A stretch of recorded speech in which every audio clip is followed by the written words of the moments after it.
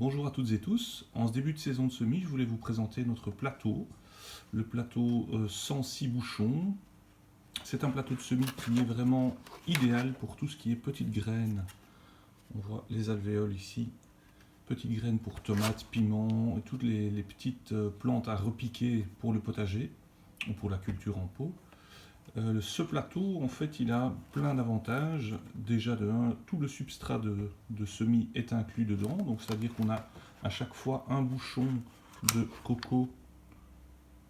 On voit ici, j'essaie de le mettre pour que vous puissiez voir le côté éponge. Voilà, donc ce substrat, il est légèrement compressé, ce qui permet en fait à l'enracinement de vraiment directement bien s'intégrer dans le support de culture.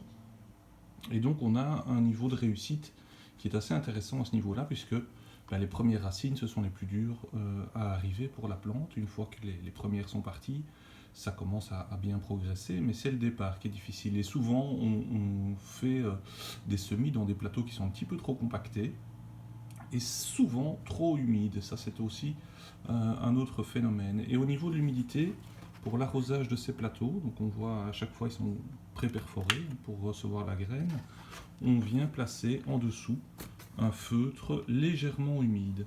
En fait, ce feutre va servir d'arrosage et l'arrosage va se faire par capillarité.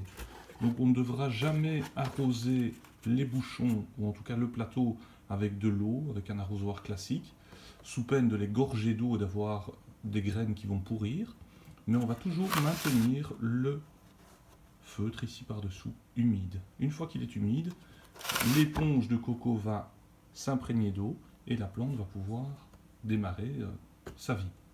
Donc ici c'est un plateau que j'avais recoupé, c'est un restant de l'année passée. Les bouchons peuvent se garder, donc la preuve, ce plateau on l'avait entamé en fin de saison dernière, il nous restait encore quelques lignes ici à pouvoir semer, on l'a simplement gardé dans un endroit sec, mais à l'abri du gel, et surtout toujours emballé évidemment, et à ce moment-là les bouchons restent légèrement humides et il n'y a aucun problème, l'emballage fait la protection. Et alors en début d'année, comme ça, lorsque l'on fait nous des cultures hydroponiques, on utilise une partie du plateau, donc on peut le couper. Moi j'avais coupé des bandes comme ceci, et j'avais un petit support qui allait juste bien, j'avais recoupé le feutre, et donc ça me permet, ici j'ai déjà une petite tomate qui démarre, là ce sont des betteraves, c'était surtout pour pouvoir vous montrer, et montrer aux clients lorsque l'on est sur des foires, l'enracinement, ici les racines ne sont pas encore vraiment présentes.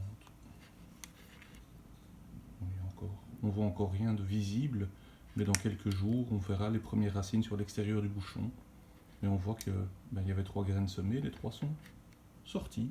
Donc, première chose, qualité des graines, évidemment, ça c'est primordial. Là, je vous apprends rien. Mais qualité du substrat de semis. Donc, il n'y a pas de perlite, il n'y a pas de terreau trop vivant, je dirais. Donc, il n'y a pas d'effet de mouchette. Et surtout, ce bouchon va rester très stable. Donc la plante peut, par exemple, des plantes de tomates, déjà avoir être au stade de 4 feuilles, voire 6 feuilles, et être toujours dans son bouchon. D'ailleurs, je vais vous montrer ici un piment qui avait été semé en bouchon. Voilà, on le voit ici. Là, il pousse dans un pot hydroponique avec un système d'arrosage automatique. Et on voit la matière organique est toujours présente. L'enracinement, évidemment, c'est fait dans les billes d'argile et puis l'arrosage alimente l'ensemble. Et donc, on peut voir que ces bouchons ne vont pas se désagréger trop rapidement, vont rester toujours un bon support pour la jeune plante et même pour la plante adulte. Donc, pour faire le semis, on prend évidemment des graines. Ici, je vais semer, il me restait quelques tomates de chez Cyclanterre. Et on va semer simplement dans chaque de chaque bouchon. On peut doubler le semis si on veut. Maintenant, si on est certain de la qualité de ces graines, c'est totalement inutile parce que réellement, on est proche du 100% de réussite avec ce système de semis. Plus simple qu'un plateau à remplir de terreau soi-même et qui est souvent débordant et on en met un petit peu partout. Aussi un peu plus facile que le presse-motte parce que lorsque l'on ne fait pas énormément de semis, c'est plus simple de répartir et de couper le plateau au fur et à mesure de ses besoins. Maintenant, 106 bouchons par plateau, ça fait quand même déjà pas mal de plants de légumes à repiquer. Ça peut être aussi des salades, ça peut être d'autres choses. On n'ira pas dans ces bouchons mettre tout ce qui est pois, haricots, parce que généralement la graine est beaucoup trop grosse à ce moment-là. Même chose pour les courges. Il faudrait mieux à ce moment-là utiliser directement un presse-motte et travailler sur un presse-motte. Ça, je ferai à l'occasion une vidéo également sur l'utilisation des presse-mottes. Donc j'espère que j'ai été clair pour cette petite présentation. Le plateau 106 bouchons qui peut être utilisé au fur et à mesure des besoins. On peut le couper, on peut le conserver.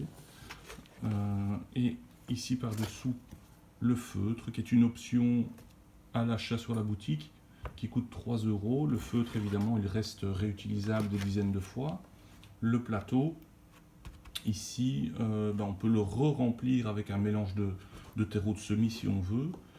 Maintenant, l'idéal, c'est de reproduire la même chose avec le substrat de coco ou de reprendre un plateau complet en début de saison au fur et à mesure de ses besoins. Donc voilà, je vous souhaite en tout cas beaucoup de réussite pour la saison 2022 et je vous retrouve pour d'autres vidéos. À bientôt.